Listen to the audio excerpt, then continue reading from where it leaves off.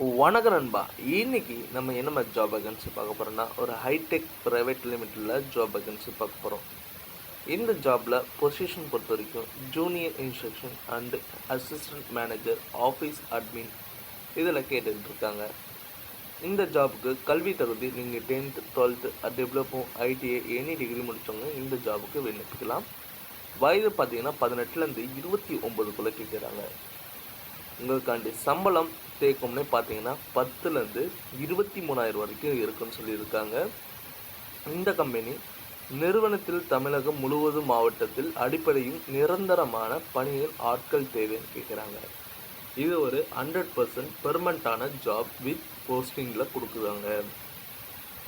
உணவு மற்றும் தங்கும் இடம் இலவசம். மாவட்ட அடிப்படையில் சொந்த ஊரில் பணிபுரிய நியாயமான வழங்கப்படும் சொல்லியிருக்காங்க.